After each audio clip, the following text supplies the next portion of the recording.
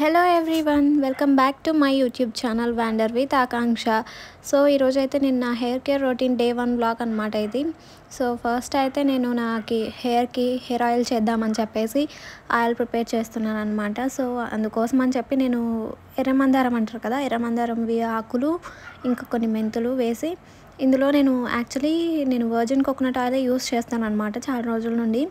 So వీటన్నిటిని boil చేస్తున్నాను అనమాట. డైరెక్ట్ బాయిలింగే చేస్తున్నాను. యాక్చువల్లీ అందరూ డబుల్ బాయిలింగ్ చేస్తారు కదా, ఇది మనం డైరెక్ట్ ఇప్పుడు అప్లై చేసేసుకుంటున్నాం కాబట్టి హెయిర్కి నేను అప్పుడే బాయిల్ చేసేస్తున్నాను.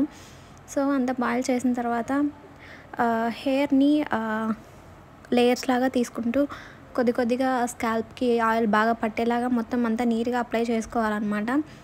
అండ్ నేను చూపిస్తున్నాను కదా, ఇక్కడ కొద్దిగా ఆయిల్ వేసుకుంటూ స్కాల్ప్కి మొత్తం అంతా పట్టేలాగా హెయిర్ అంతా లేయర్స్ లాగా స్ప్లిట్ చేసుకుంటూ చేసేసుకోవాలన్నమాట. ఫస్ట్ స్కాల్ప్కి ఆయిల్ అంతా పెట్టేసుకున్న తర్వాత మళ్ళీ హెయిర్కి కింద సైడ్ హెయిర్ అంతా అప్లై చేసుకోవాల్సి ఉంటుంది ఆయిల్. అండ్ సో చూస్తున్నారు కదా, నేను ఇక్కడ కొద్దిగా అంతా తీసుకుని అప్లై చేస్తున్నాను.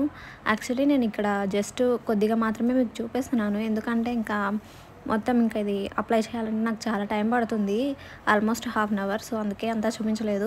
అండ్ ఇప్పుడైతే ఒక 10 to 15 minutes నేను మా అమ్మతో మసాజ్ చేయించుకున్నాను అనమాట. హెయిర్కి ఆయిల్ అంతా అప్లై చేసిన తర్వాత ఇలా హెయిర్కి మసాజ్ చేయడం వల్ల ఏమవుతుంది అంటే మన పెట్టుకున్న ఆయిల్ అంతా లోపలికి వెళ్ళిపోయి మన హెయిర్కి స్ట్రెంగ్త్ని ఇస్తుంది అనమాట.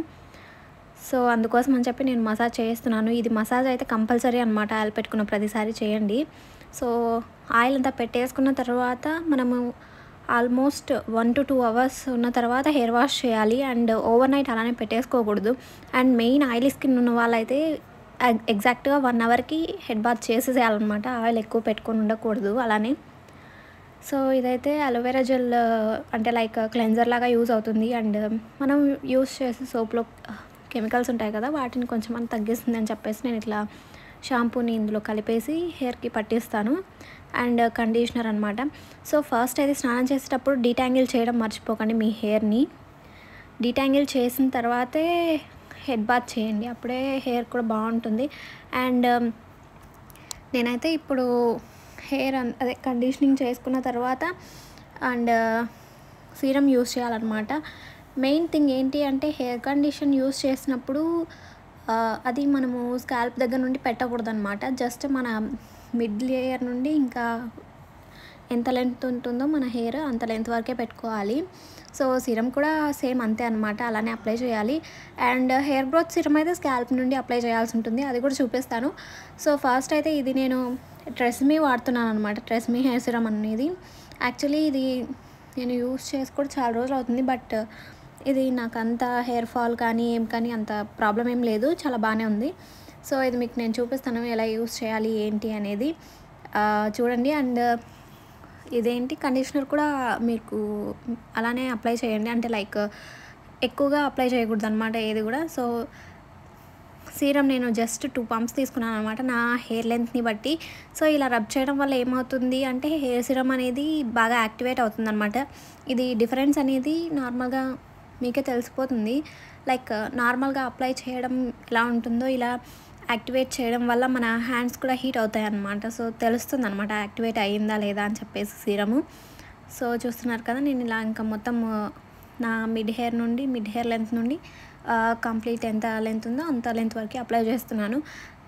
యాక్చువల్లీ పైన నుండి అస్సలు చేయకూడదు. పైన నుండి చేయడం వల్ల ఏమవుతుందంటే ఈ కెమికల్స్ వల్ల హెయిర్ ఫాల్ అనేది ఎక్కువ అవుతుంది. సో అందుకోసమని అవాయిడ్ చేయండి స్కాల్ప్ నుండి అప్లై చేసేది. సో నాకైతే ఇది 2 pumps సరిపోయింది. మీకు మీ హెయిర్ లెంత్ని బట్టి మీకు ఎంత కావాలనో అంత తీసుకుని అప్లై చేయండి. ఎక్కువ అప్లై చేయడం కూడా మన హెయిర్ తీసుకోలేదు. అండ్ హెయిర్కి ఎప్పుడు ఎక్కువ హీట్ ఇవ్వకండి. నార్మల్గా హెయిర్ డ్రై చేయడం కోసం అని చెప్పి డ్రయర్స్ అవి ఇవి వాడుతూ ఉంటారు కదా, అవి వాడడం వల్ల ఎక్కువ ఏమవుతుంది అంటే హీట్ ఎక్కువ అయిపోవడం వల్ల హెయిర్ అనేది పల్చగా అయిపోయి అండ్ ఏమైపోతుందంటే లైక్ అంటే వైట్ హెయిర్ లాగా అయిపోతుంది అనమాట, కలర్ అంతా పోతున్నట్లు వైట్ హెయిర్ లాగా అయిపోతుంది. సో అందుకోసమని హీట్ ప్రోడక్ట్స్ అయితే ఎక్కువ యూస్ చేయకండి. సో చూస్తున్నారు కదా, నేనైతే 2 సైడ్లు తీసుకునేసి హెయిర్కి మొత్తం నీట్గా అప్లై చేసుకున్నాను. సో ఫైనలీ ఇది మన వ్లాగ్. ఈ వీడియో మీకు నచ్చినట్లయితే లైక్ చేయండి, షేర్ చేయండి, అలాగే నా ఛానల్ని సబ్స్క్రైబ్ చేసుకోండి. అండ్ నా హెయిర్ కేర్ రొటీన్ అనేది నేను మీకు డిస్క్రిప్షన్ బాక్స్లో ఇస్తాను, ఒకసారి చెక్ చేసేయండి. Will see you in the next vlog.